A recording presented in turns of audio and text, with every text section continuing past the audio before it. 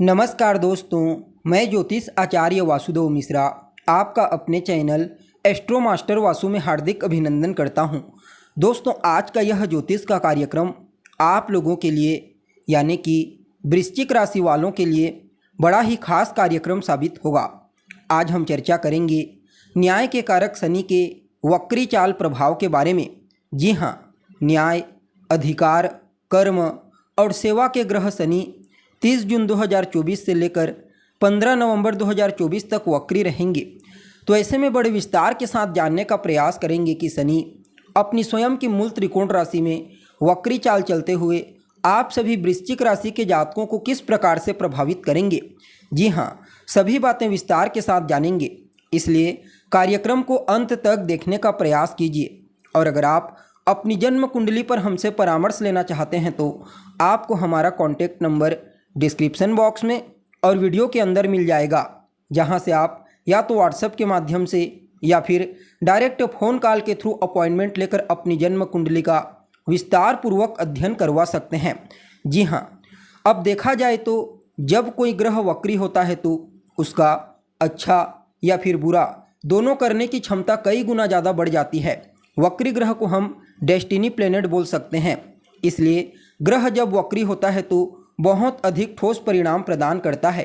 इसलिए इस राशिफल के कार्यक्रम को समझने के साथ साथ आपको अपनी स्वयं की जन्म कुंडली में भी शनि का विचार जरूर करना चाहिए, क्योंकि आपकी स्वयं की कुंडली के जिस घर में शनि बैठा होगा वह घर अधिक प्रभावशाली बन जाएगा। परिणाम स्वरूप पूरा फोकस अभी आपके जीवन का वहीं पर चला जाएगा। इसके साथ ही आप यह भी देखिए कि क्या आपकी जन्म कुंडली में शनि भी वक्री हैं। अगर ऐसा है तो यह प्रभाव आपके ऊपर 2 गुना अधिक प्रभावशाली हो जाएगा, यानी कि बहुत अधिक ठोस परिणाम आपको प्राप्त होंगे। इसलिए इस गोचर के साथ साथ जन्म कुंडली का निरीक्षण भी जरूर कीजिए। देखिए, ग्रह वक्री होता है तो क्या होता है? वक्री का मतलब होता है उल्टा। कोई ग्रह उल्टा तो चलता नहीं, सभी ग्रह सीधी चाल से ही चलते हैं, लेकिन हमें धरती से ऐसा आभास होता है। इसलिए वक्री ग्रह के चलते बहुत सारे परिणाम उल्टे होते हैं।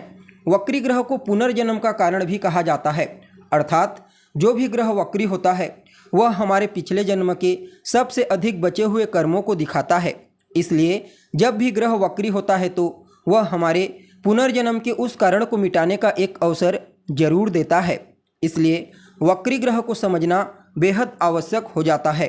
जी हाँ, अब देखा जाए तो आप सभी वृश्चिक राशि के जातकों के लिए शनि अभी आपके चौथे भाव से गुजर रहे हैं, वहीं के स्वामी बनते हैं और वहीं पर वक्री होने के लिए जा रहे हैं, अर्थात उनकी वापस आने की जो टेंडेंसी होगी वह पीछे की तरफ होगी, मकर राशि की तरफ, जो आपके तीसरे भाव में आती है। और शनि को तीसरे भाव में गुजरना पसंद होता है। प्रैक्टिकली तो नहीं गुजरेंगे, लेकिन उनके पीछे आने की टेंडेंसी जरूर है। तो ऐसे में शुभ परिणाम आपको देते हुए दिखाई देंगे। परिणाम स्वरूप शनि आपको इस वक्री चाल के दरमियान जीवन में आगे ले जाने का कार्य करेंगे। हालांकि अभी शनि की ढैया भी आप लोगों की चल रही है। चौथे भाव से शनि गुजर रहे हैं तो आपके मन में उलझन, चिंता और डर की स्थिति तो बनी हुई है, लेकिन फिर भी इस वक्री चाल के दरमियान कुछ चिंताएं आपकी कम होंगी, कुछ राहत की प्राप्ति आपको होने वाली है। वैसे तो चतुर्थ भाव में किसी भी पाप ग्रह का होना ठीक नहीं होता, लेकिन यहाँ पर शनि का वक्री होना बुरा नहीं है।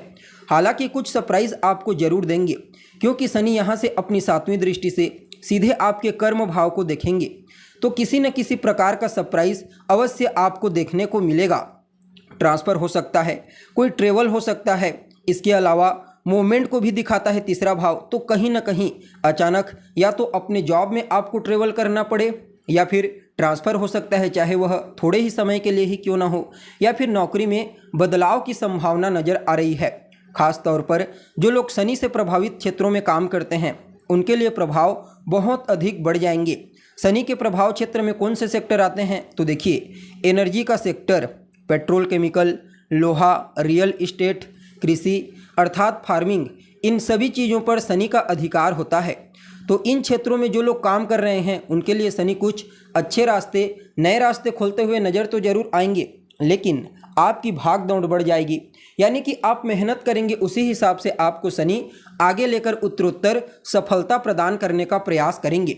जी हाँ, अब अगर उपाय के बारे में बात की जाए तो देखिए, शनिदेव के इष्ट देव भगवान शिव हैं।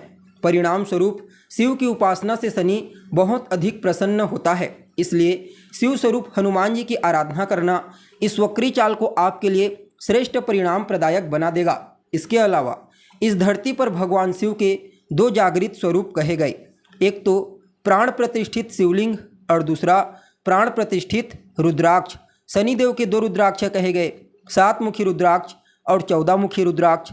7 मुखी रुद्राक्ष को धन प्रदायक कहा जाता है, इसलिए इसे लक्ष्मी रुद्राक्ष भी कहते हैं।